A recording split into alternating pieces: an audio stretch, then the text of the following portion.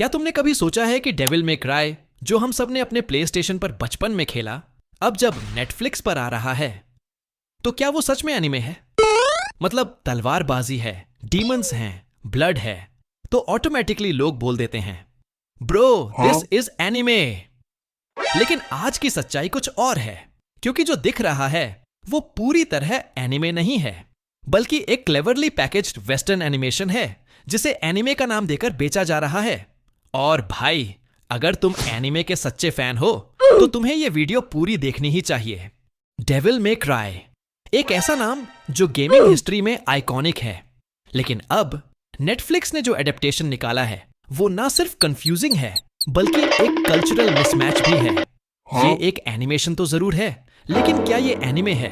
क्योंकि एनिमे सिर्फ drawing style नहीं होती, एनिमे एक इमोशन होता है, एक सोच होती है, और सबसे जरूरी एक जापानीज सोल होती है। सबसे पहले क्लियर करते हैं कि एनिमे का मतलब क्या होता है।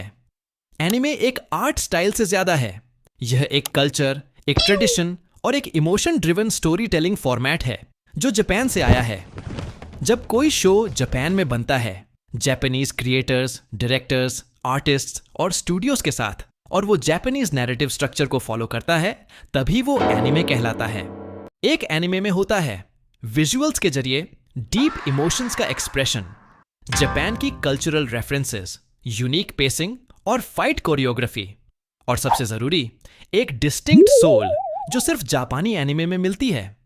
लेकिन अब जब कोई अमेरिकन स्टूडियो जापान से बाहर बैठकर कोई जापानीज फ्रेंचाइज उठाए, उसे अपनी स्टाइल में बनाए, तो वो एनिमे नहीं होता, वो सिर्फ इंस्पायर्ड एनिमेशन होता है। डेविल मे क्राई एक जापानीज ओरिजिन गेम है जिसे 2001 में कैपकॉम ने डेवलप किया था।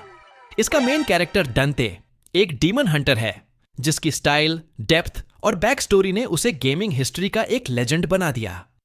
हिडेकी कामिया जैसे जापानीज क्रिएटर ने डांते को डिजाइन किया और पूरा गेम जापानीज माइंडसेट और रिदम के साथ डेवलप हुआ।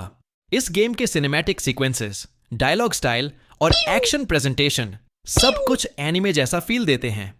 2007 में जापान के मशहूर स्टूडियो मैड हाउस ने डेविल मे क्राई का एक एक्चुअल एनिमे एडेप्टेशन निकाला जो पूरी तरह जापानीज था। वहीं से शुरू हुआ था डेविल मे क्राई का एनिमे जर्नी। अब आते हैं नेटफ्लिक्स एडेप्टेशन पर, जो बाहर से देखने में डार्क, वायलेंट और कूल लगता है, लेकिन अंदर से पूरी तरह हॉलो है। इस वर्जन को बनाया गया है एक अमेरिकन स्टूडियो द्वारा, इंग्लिश में वॉइस ओवर किया गया है, स्टोरी टेलिंग वेस्टर्न स्टाइल में है, और ओवरऑल प्रेजेंटेशन में वो जापानीज एनिमे वाली सोल मिसिंग है। यस, इसमें एक्शन सीन्स हैं, डांटे की स्टाइलिंग है, लेकिन वो फीलिंग नहीं है जो हमें एक रियल एनिमे से मिलती है। नेटफ्लिक्स ने इसे एनिमे कहकर मार्केट किया, लेकिन असल में यह एक स्टाइलिश कार्टून है विद एनिमे इन्फ्लुएंसेस। अब सोचो, अगर कल को नेटफ्लिक्स कहे कि उन्होंने स्पाइडरमैन का एनिमे बनाया और उसमें बस थोड़ा जापान वाला स्पाइस डाल दिया, क्या तुम उसे एनिमे मान लोगे? ये वही चीज है जो डेविल मे क्राई के साथ हो रही है। वेस्टर्न कंपनीज अब एनिमे की पॉपुलैरिटी का फायदा उठा रही हैं। एनिमे को सिर्फ एक लेबल बना दिया गया है जिसे किसी भी एनिमेटेड शो पर चिपका दो और कह दो, देखो ये एनिमे है। इससे नुकसान हो रहा है उन क्रिएटर्स को जो असली जापानीज एनिमे बनाते हैं, जो सालों लगाते हैं एक मास्टरपीस क्रिएट करने में। रियल एनिमे की सबसे बड़ी स्ट्रेंथ होती है उसका इमोशनल डेप्थ। तुम नारुतो देखो, अटैक ऑन टाइटन देखो, या फिर डेथ नोट, हर एक फ्रेम में इमोशन है, मीनिंग है, स्ट्रगल है। डेविल मे क्राई का असली एनिमे भी इसी स्ट्रक्चर को फॉलो करता था, लेकिन नेटफ्लिक्स एडेप्टेशन में सिर्फ सरफेस लेवल पर एक्शन और स्टाइल है। डांटे का पेन, उसका पास्ट, उसका पर्सनल स्ट्रगल, इन सबको ओवरशैडो कर दिया गया है फ्लैशी विजुअल्स और वेस्टर्न डायलॉग डिलीवरी से। रिजल्ट, एक कोल्ड, हॉलो वर्जन ऑफ डांटे जो सिर्फ कूल दिखता है लेकिन महसूस नहीं होता।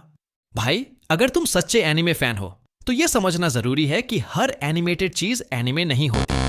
हमें डिसर्न करना सीखना होगा कि कौन सा कंटेंट रियल एनिमे एसेंस रखता है और कौन सा सिर्फ मार्केटिंग के लिए एनिमे कहलाता है। Support real Japanese studios. देखो मैप्पा, विट स्टूडियो, मैड हाउस, बोन्स जैसी क्रिएशंस। इनका काम ही एनिमे को खास बनाता है। और जब भी कोई प्लेटफॉर्म एनिमे लेबल को मिसयूज करता है, स्टैंड अप और बोलो, we want real anime, not western imitations. Devil may Cry एक लेजेंडरी फ्रेंचाइज है जो एक असली एनिमे एडेप्टेशन डिजर्व करती है, ऐसी जो डांटे के पेन को, उसके ड्युअलिटी को और उसके लेजेंड को जस्टिस दे सके।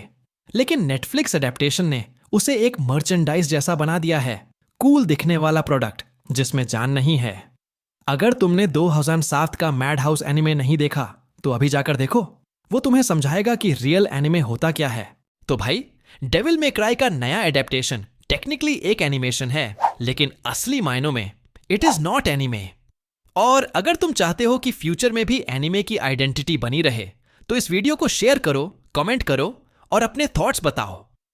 और हाँ, चैनल को सब्सक्राइब जरूर कर देना भाई, क्योंकि यहां तुम्हें मिलेगा असली कंटेंट जो सिर्फ एंटरटेन नहीं करता, समझाता भी है। और अगर तुम्हें डेविल मे क्राई जैसा इंटेंस एक्शन और एनिमे वर्सेस एनिमे की असली टक्कर देखनी है, तो मेरी नई video Mike versus Sakura miss मत करना। एक ऐसा मुकाबला जो सिर्फ फाइट नहीं बल्कि माइंडसेट, पावर और इमोशन की अल्टीमेट क्लैश है।